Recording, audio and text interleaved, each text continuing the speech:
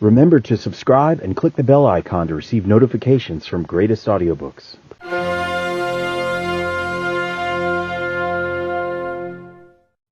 My Old Man by Ernest Hemingway. Recording by Winston Tharp. I guess, looking at it now, my old man was cut out for a fat guy, one of those regular little roly fat guys you see around, but he sure never got that way, except a little towards the last, and then it wasn't his fault. He was riding over the jumps only, and he could afford to carry plenty of weight then. I remember the way he'd pull on a rubber shirt over a couple of jerseys and a big sweatshirt over that, and get me to run with him in the forenoon in the hot sun. He'd have maybe taken a trial trip with one of Razzo's skins early in the morning after just getting in from Torino at 4 o'clock in the morning, and beating out to the stables in a cab, and then with the dew all over everything and the sun just starting to get going, I'd help him pull off his boots, and he'd get into a pair of sneakers and all those sweaters, and we'd start out. "Come on, kid," he'd say, stepping up and down on his toes in front of the jock's dressing room. "Let's get moving." Then we'd start off jogging around the infield once, maybe with him ahead running nice, and then turn out the gate and along one of those roads with all the trees along both sides of them that run out from San Siro. I'd go ahead of him when we hit the road, and I could run pretty stout, and I'd look around, and he'd be jogging easy just behind me, and after a little while I'd look around again, and he'd begun to sweating heavy, and he'd just be dogging it along with his eyes on my back, but when he'd catch me looking at him, he'd grin and say, "Sweating plenty?" When my old man grinned, nobody could help but grin too. We'd keep right on running out toward the mountains, and then my old man would yell, "Hey, Joe!" and I'd look back, and he'd be sitting under a tree with a towel he'd had around his waist wrapped around his neck. I'd come back and sit down beside him, and he'd pull a rope out of his pocket and start skipping rope out in the sun, with the sweat pouring off his face, and him skipping rope out in the white dust with the rope going cloppity, cloppity, clop, clop, clop, and the sun hotter and him working harder up and down a patch of the road. Say, it was just a treat to see my old man skip rope, too. He could whir it fast or lop it slow and fancy. Say, you ought to have seen wops look at him sometimes when they'd come by, going into town, walking along with big white steers hauling the cart. They sure looked as though they thought the old man was nuts. He'd start the rope whirling until they'd stop dead still and watch him, then give the steers a cluck and a poke with a goad and get going again. When I'd watch him working out in the hot sun, I sure felt fond of him. He sure was fun, and he'd done his work so hard, and he'd finish up with a regular whirring that'd drive the sweat out on his face like water, and then sling the rope at the tree and come over and sit down with me and lean back against the tree with a towel and a sweater wrapped around his neck. "Sure as hell keeping it down, Joe," he'd say, and lean back and shut his eyes and breathe long and deep. "It ain't like when you're a kid." Then he'd get up before he started to cool, and we'd jog along back to the stables. That's the way it was, keeping down to weight. He was worried all the time. Most jocks can just about ride off all they want to. A jock loses about a kilo every time he rides. But my old man was sort of dried out, and he couldn't keep down his kilos without all that running. I remember once at San Siro, Regoli, a little wop that was riding for Bozzoni, came out across the paddock going to the bar for something cool and flicking his boots with his whip after he'd just weighed in, and my old man had just weighed in too, and came out with a saddle under his arm, looking red-faced and tired and too big for his silks, and he stood there looking at young Regoli, standing up to the outdoors bar, cool and kid-looking, and I says, "What's the matter, Dad?" Because I thought maybe Regoli had bumped him or something, and he just looked at Regoli and said, "Oh, to hell with it," and went on to the dressing room. Well, it would have been all right, maybe, if we'd stayed in Milan and ridden at Milan and Torino, because if there was ever any easy courses, it's those two. "Pianola, Joe," my old man said when he dismounted in the winning stall, after what the wops thought was a hell of a steeplechase. I asked him once, "This course rides itself. It's the pace you're going at that makes riding the jumps dangerous, Joe. We ain't getting any pace here, and they ain't any really bad jumps either. But it's the pace, always, not the jumps, that makes the trouble." San Siro was the swellest course I'd ever seen, but the old man said it was a dog's life, going back and forth between Mirafiore and San Siro and riding just about every day in the week with a train ride every other night. I was nuts about the horses, too. There's something about it when they come out and go up the track to the post. Sort of dancy and tight-looking, with the jock keeping a tight hold on them and maybe easing off a little and letting them run a little going up. Then once they were at the barrier, it got me worse than anything, especially at San Siro with that big green infield and the mountains way off and the fat wop starter with his big whip and the jocks fiddling them around and then the barrier snapping up and that bell going off and them all getting off in a bunch and then commencing to string out. You know the way the bunch of skins gets off. If you're up in the stand with a pair of glasses, all you see is them plunging off, and then that bell goes off, and it seems like it rings for 1,000 years, and then they come sweeping around the turn. There wasn't ever anything like it for me. But my old man said one day in the dressing room when he was getting into his street clothes, "None of these things are horses, Joe. They'd kill that bunch of skates for their hides and hoofs up at Paris." That was the day he'd won the Premio Commercio with Lantorna, shooting her out of the field the last 100 meters like pulling a cork out of a bottle. It was right after the Premio Commercio that we pulled out and left Italy. My old man in Holbrook and a fat wop in a straw hat that kept wiping his face with a handkerchief were having an argument at a table in the Galleria. They were all talking French, and the two of them were after my old man about something. Finally, he didn't say anything any more, but just sat there and looked at Holbrook, and the two of them kept after him, first one talking, then the other, and the fat wop always butting in on Holbrook. "You go out and buy me a sportsman, will you, Joe?"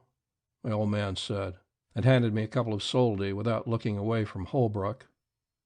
So I went out of the Galleria and walked over to in front of the Scala and bought a paper, and came back and stood a little way away because I didn't want to butt in, and my old man was sitting back in his chair looking down at his coffee and fooling with a spoon, and Holbrook and the big wop were standing, and the big wop was wiping his face and shaking his head. And I came up, and my old man acted just as though the two of them weren't standing there, and said, "Want ice, Joe?" Holbrook looked down at my old man and said slow and careful, "You son of a bitch." And he and the fat wop went out through the tables. My old man sat there and sort of smiled at me, but his face was white, and he looked sick as hell, and I was scared and felt sick inside because I knew something had happened, and I didn't see how anybody could call my old man a son of a bitch and get away with it.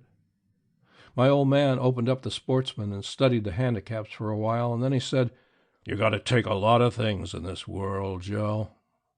And 3 days later we left Milan for good on the Turin train for Paris, after an auction sale out in front of Turner's stables of everything we couldn't get into a trunk and a suitcase. We got into Paris early in the morning, and a long, dirty station the old man told me was the Gare de Lyon. Paris was an awful big town after Milan.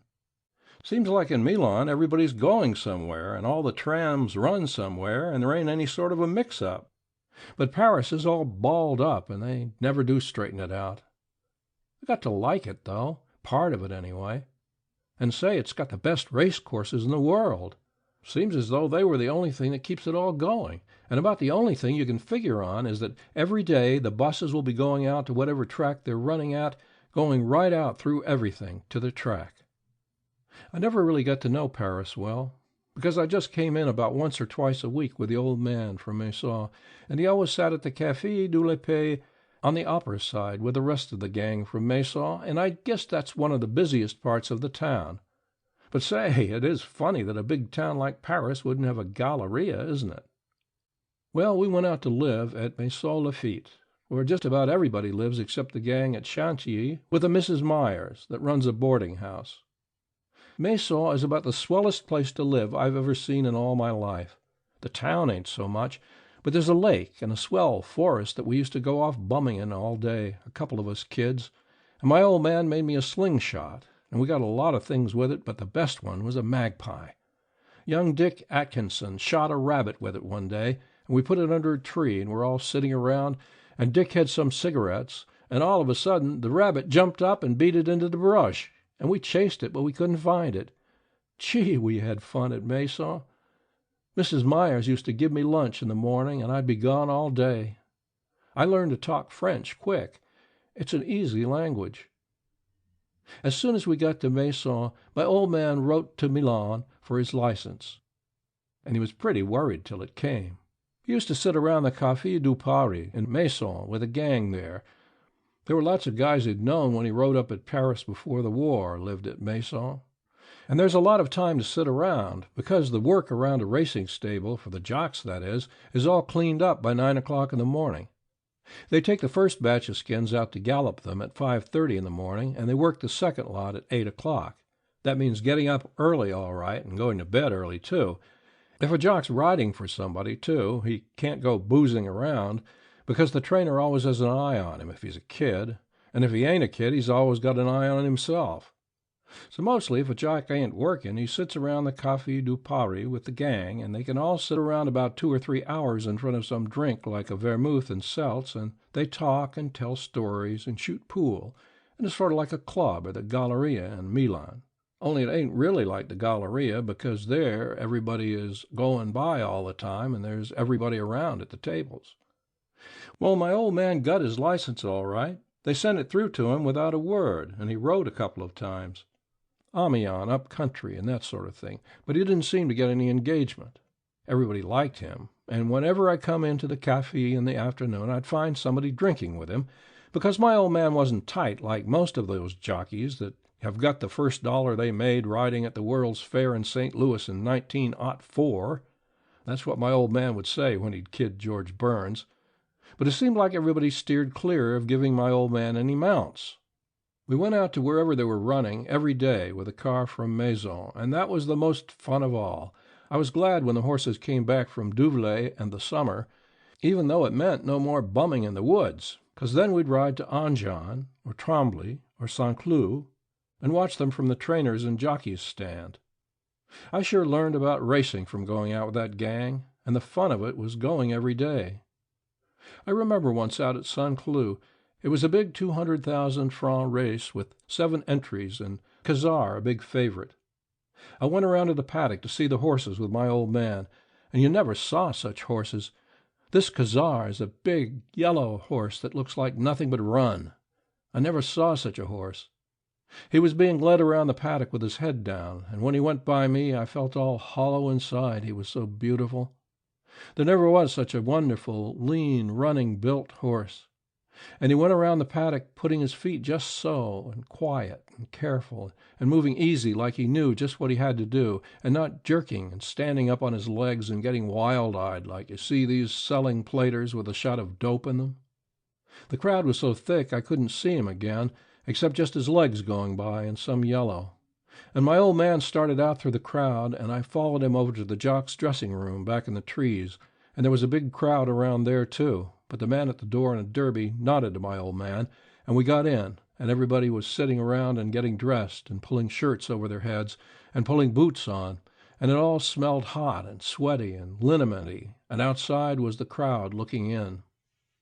The old man went over and sat down beside George Gardner, that was getting into his pants, and said, "What's the dope, George?"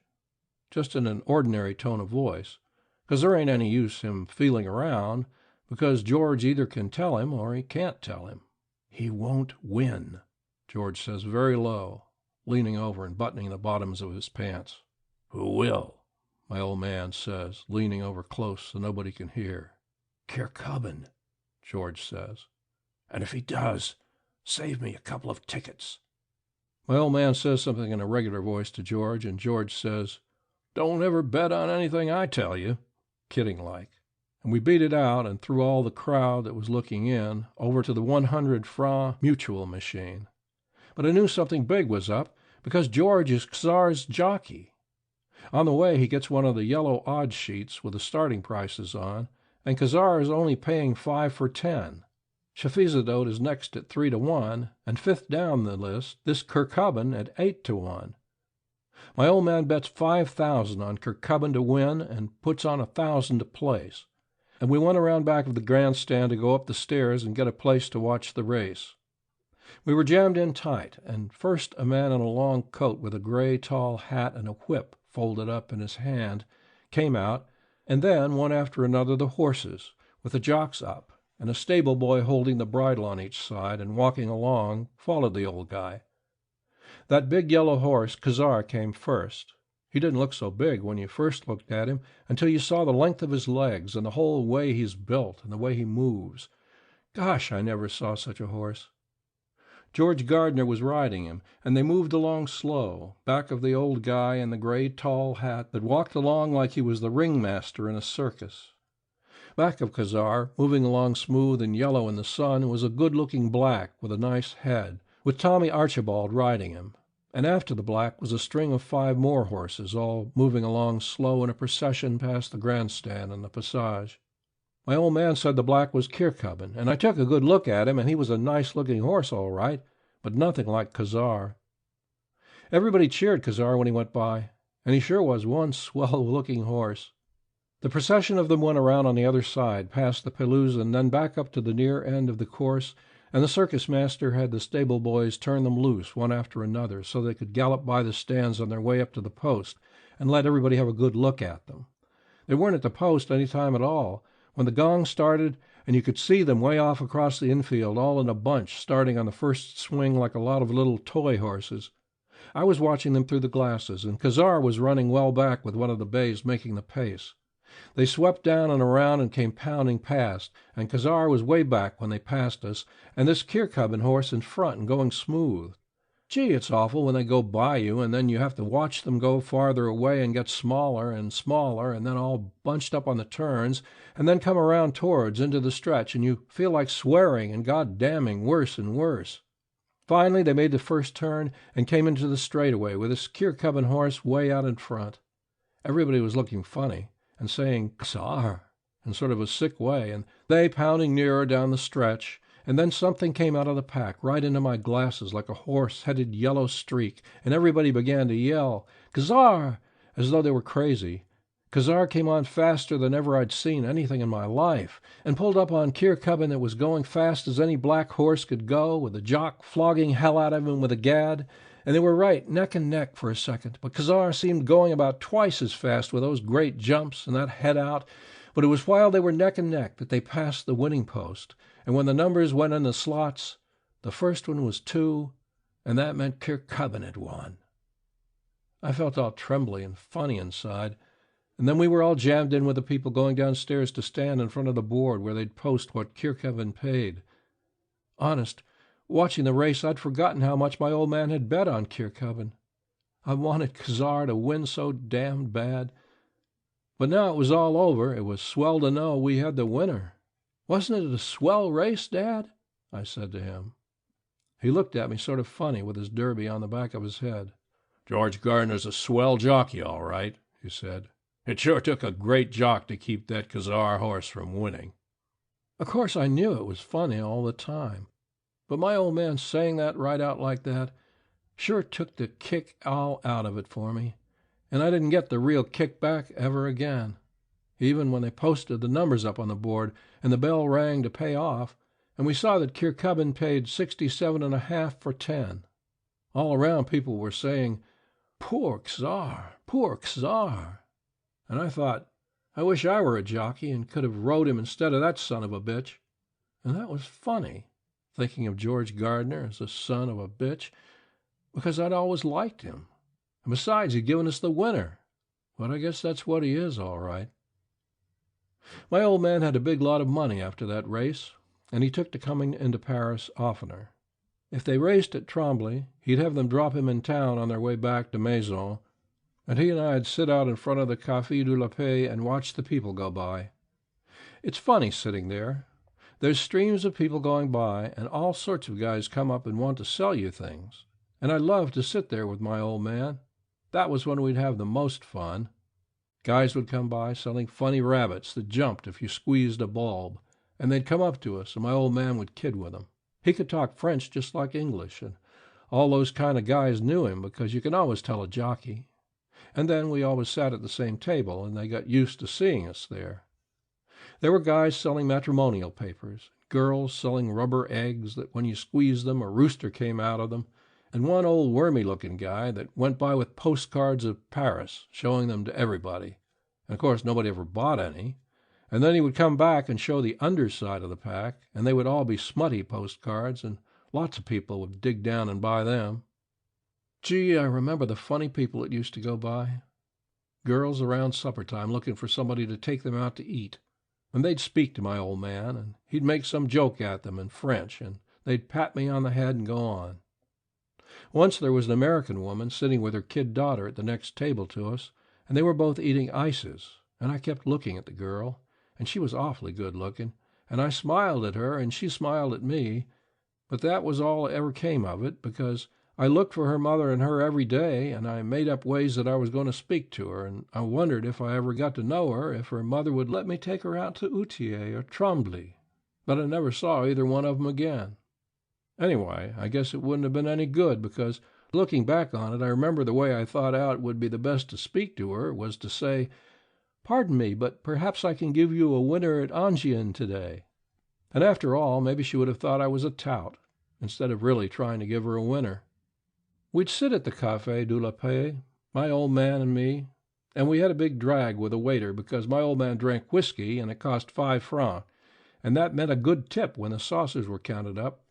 My old man was drinking more now than I'd ever seen him, but he wasn't riding at all now, and besides, he said the whiskey kept his weight down. But I noticed he was putting it on all right, just the same. He'd busted away from his old gang out at Maison, and seemed to just like sitting around on the boulevard with me. But he was dropping money every day at the track. He'd feel sort of doleful after the last race, if he'd lost on the day, until we got to our table, and he'd have his first whiskey, and then he'd be fine. He'd be reading the Paris Sport, and he'd look over at me and say, "Where's your girl, Joe?" to kid me on account I had told him about the girl that day at the next table. And I'd get red, but I liked being kidded about her. It gave me a good feeling. "Keep your eye peeled for her, Joe," he'd say. "She'll be back." He'd ask me questions about things, and some of the things I'd say he'd laugh. And then he'd get started talking about things, about riding down in Egypt or at Saint-Moritz on the ice before my mother died, and about during the war when they had regular races down in the south of France without any purses or betting or crowd or anything, just to keep the breed up. Regular races with the jocks riding hell out of the horses. Gee, I could listen to my old man talk by the hour, especially when he had a couple or so drinks. He'd tell me about when he was a boy in Kentucky and going coon hunting, and the old days in the States before everything went on a bum there. And he'd say, "Joe, when we've got a decent steak, you're going back to the States and go to school." "What have I got to go back there to school for when everything's on a bum here?" I'd ask him. "That's different," he'd say, and get the waiter over and pay the pile of saucers, and we get a taxi to the Gare Saint-Lazare and get on the train out to Maison. One day at Outier, after a selling steeplechase, my old man bought in the winner for 30,000 francs. He had to bid a little to get him, but the stable let the horse go finally, and my old man had his permit and his colors in a week. Gee, I felt proud when my old man was an owner. He fixed it up for stable space with Charles Drake, and cut out coming into Paris, and started his running and sweating out again, and him and I were the whole stable gang. Our horse's name was Guilford. He was Irish bred, and a nice, sweet jumper. My old man figured that training him and riding him himself, he was a good investment. I was proud of everything, and I thought Guilford was as good a horse as Cazar. He was a good, solid jumper, a bay with plenty of speed on the flat if you asked him for it, and he was a nice-looking horse, too. Gee, I was fond of him.